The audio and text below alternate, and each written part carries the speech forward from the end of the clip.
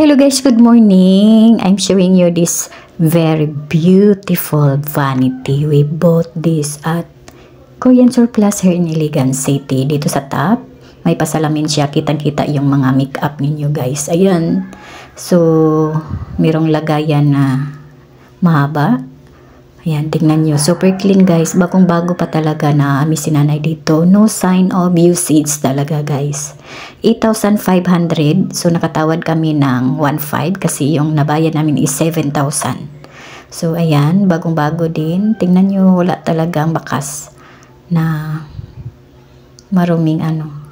Ayan, tingnan nyo. Diba? Meron siyang lagayan ng panties, bra. So, 6 dito lahat. May saksakan. Kasi kagabi si RG dito nag-edit. Ayan. Oh, mayroong ilaw na dalawa. Nilagay ni nanay dyan.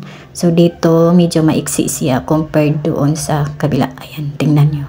So, maiksi siya. Malinis din. Mayroon tong saksakan guys sa likod pero hindi pa namin nasi-sit up. Ayan. So, ayan, sulit yung nabayad ni nanay, 7,000.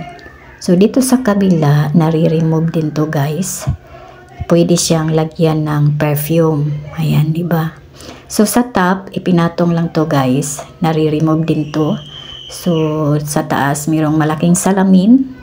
So, pwede din siyang lagyan ng ilaw. Yung uso na ilaw ngayon. So, thank you guys. Thank you for watching sa Korean Surplus. Marami kayong mapagpipilian.